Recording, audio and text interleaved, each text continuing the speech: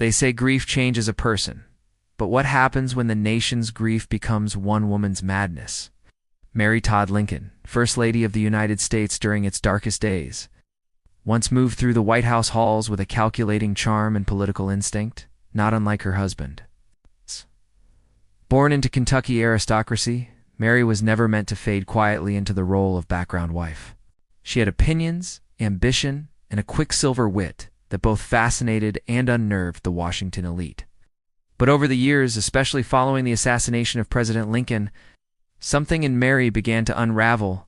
The line between mourning and madness blurred in ways that even today raised disturbing questions. Was she simply a grieving widow? Or was something far deeper, far darker consuming her from within? In official records, Mary Todd Lincoln's descent into instability is often reduced to a few convenient footnotes: emotional, erratic, extravagant. The government, the press, even members of her own family seemed all too eager to dismiss her suffering as hysteria. But when one peels back the surface of this public narrative, a more haunting image emerges, one of a woman haunted not just by ghosts of loved ones lost, but perhaps by the weight of secrets she was never meant to bear. Even as First Lady, Mary's behavior was a source of private gossip and public scorn. She held in the White House Red Room, consulting spiritualists and mediums in an attempt to speak with her dead sons. Some newspapers mocked her. Others were more cautious, as if unsure how far they could go in painting the president's wife as mentally unsound. But the whispers grew louder after Willie Lincoln's death in 1862. Death that marked the beginning of her visible decline. She took to wearing only black, withdrew from social life, and began reporting visions, voices, and omens. To some, these were the understandable reactions of a grieving mother. To others, they were signs of something more ominous: the loss of reality itself. Mary's family history did little to help her case. The Todds were a divided clan, both politically and emotionally.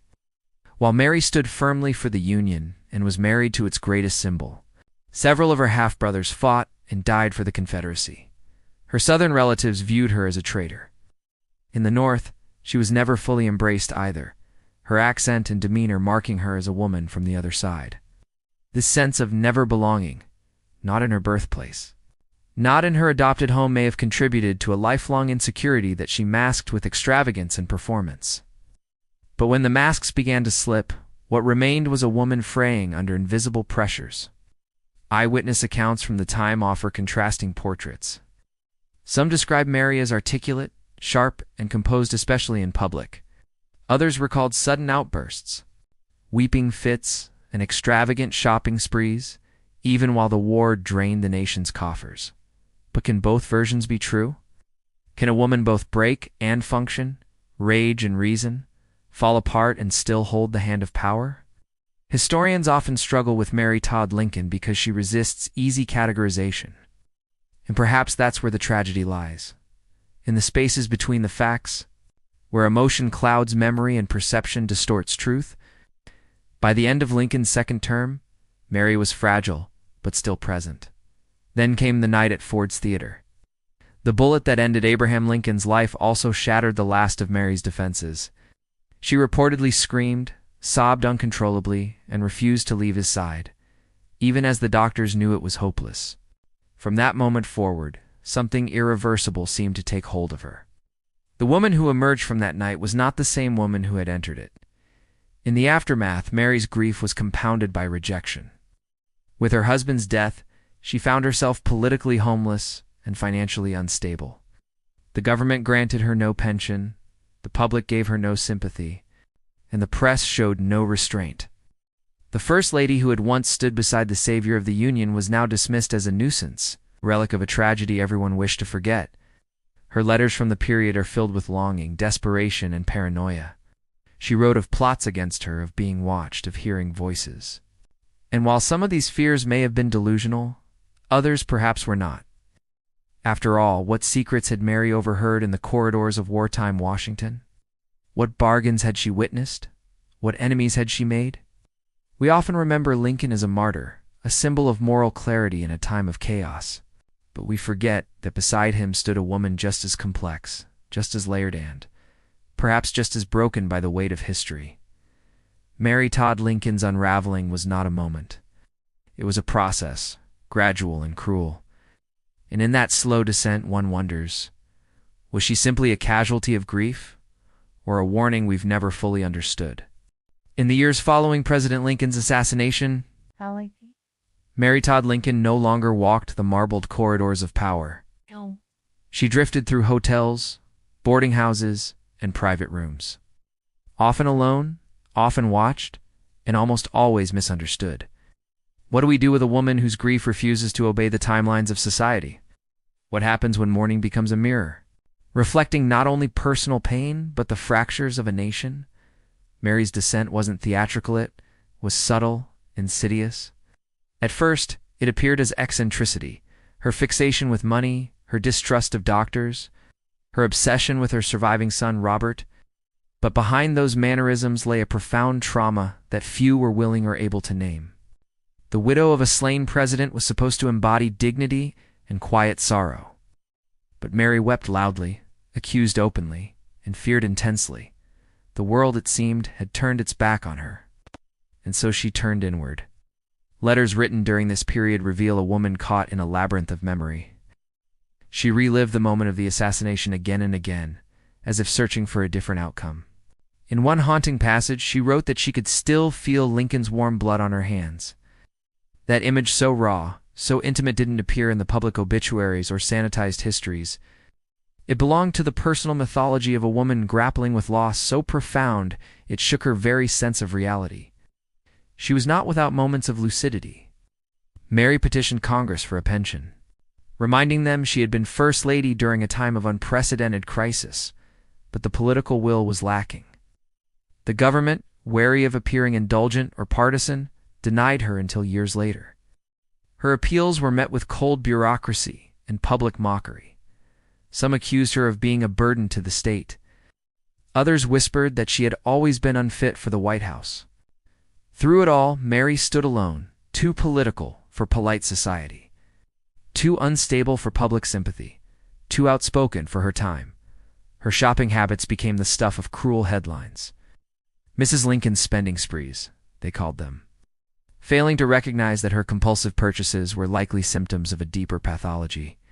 Perhaps she was trying to fill a void, to surround herself with beauty in a world turned gray, or perhaps she feared scarcity in a life that had taken so much. Psychologists today might see this as a form of trauma response. But in the 19th century, there was only one word for such behavior: madness. And then there was the Mary's turn. To spiritualism is often presented as morbid curiosity, but it was far more than that. For her, it was communion, her last bridge to a family lost. She sought mediums across cities, listened intently in darkened parlors, and waited for voices that might comfort her. During one session, she reportedly spoke with Willie, her beloved son, and was told that he and Abraham were watching over her. Whether one believes in such contact or not is beside the point. What matters is the desperation behind it, a mother calling into the void, hoping it might call back. But spiritualism wasn't just emotional balm, it may have been political danger. Some records suggest that Mary shared sensitive information during these, unaware of who might be listening. Did she speak of state secrets? Did she unknowingly betray confidences once whispered in Lincoln's ear? One medium later claimed that Mary confided things not meant for living ears. Of course, these could be exaggerations or outright lies. But the very possibility raises troubling questions about how isolated and vulnerable she had become. Her son Robert, now an adult and rising star in his own right, watched her disintegration with a mixture of anguish and shame. I tried to help. He paid for her lodgings, wrote to doctors, and urged her to seek treatment. But when Mary refused, claiming conspiracies and plots against her, Robert took the most drastic step of all.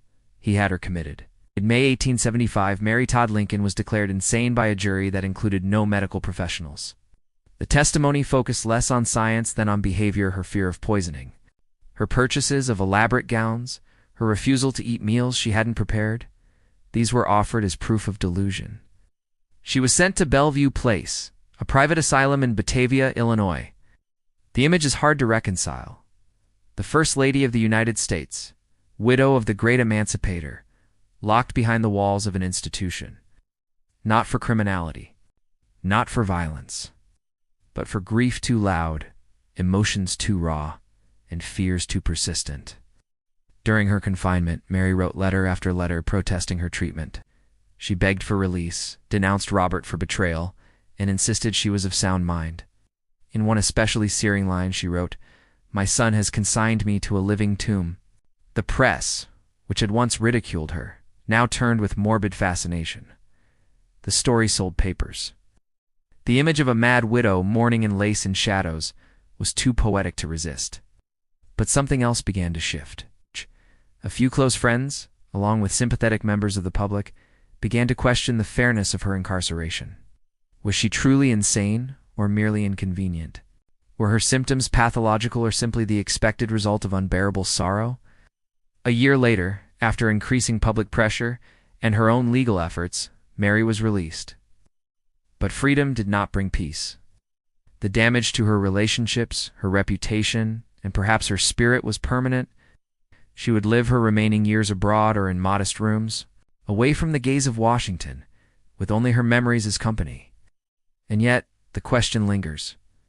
Was Mary Todd Lincoln ever truly insane? Or was she merely a woman too honest in her anguish, too defiant in her sadness, too unwilling to pretend that the world had not destroyed everything she loved?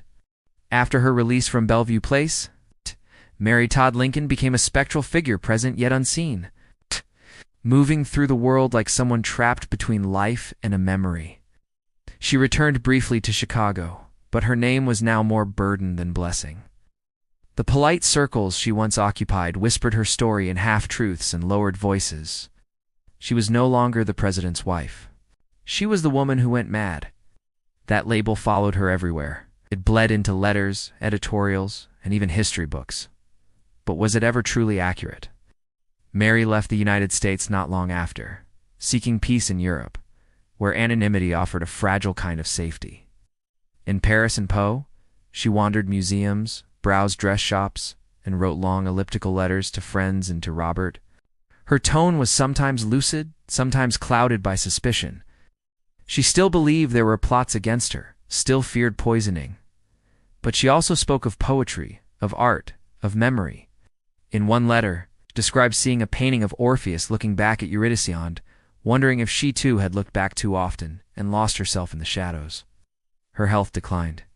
Diabetes, untreated by modern medicine, began to take its toll. Her vision blurred. She walked with a cane. She returned to the States in the early 1880s, alone, uncelebrated. She took a room in her sister Elizabeth's home in Springfield, the same house where she had once arrived decades earlier as a bride. Now it was a place of waiting. She rarely left her room. Her correspondence slowed. Visitors were few. The walls that had once held laughter, ambition, and children's voices now held only silence and an old woman slipping into history. But silence is never truly empty. Beneath it lay questions that history never quite answered. Was Robert Lincoln justified in having her committed, or was he simply overwhelmed? A man who had seen his father murdered beside his mother, and could not bear to lose her to grief, to paranoia, to the gaze of the public. Was Mary's fear of being watched, being followed, the product of delusion, or was there truth to it? Some records suggest she was indeed under surveillance, if not by the government, then by creditors, opportunists, or even political enemies still resentful of her Southern ties. One letter, unsigned and archived at the Library of Congress, refers cryptically to Madame L's confessions during trance, as if what she said in those private spiritualist sessions had consequences beyond the parlor room. Even the doctors who diagnosed her insanity left behind contradictions. Some described her as highly intelligent, too intelligent for her own good. Others used terms we no longer consider valid: hysteria, melancholia, nervous excitation, words that blurred the line between sorrow and madness, between womanhood and illness. Could it be that the world simply had no place for a woman like Mary Todd Lincoln? She was politically minded in a time when women were expected to be ornamental. She was opinionated, ambitious, sensitive, and sharp. And she suffered a cascade of tragedies without the cushion of understanding, community, or mental health care. Her grief was not contained. It spilled into public spaces. It made people uncomfortable. And so, Rather than confronting the rawness of what she endured, society found it easier to call her mad. Her death in 1882 was quiet. No grand funeral procession. No state honors. Just a burial in the Lincoln family tomb beside her husband, Abraham, and 3 of their children. 4 stones, 1 family. So much history and so much sorrow. But even in death, her story resisted resolution. In Springfield, some residents told stories of a woman in black who walked the streets at dusk near Oak Ridge Cemetery, vanishing before she turned the corner.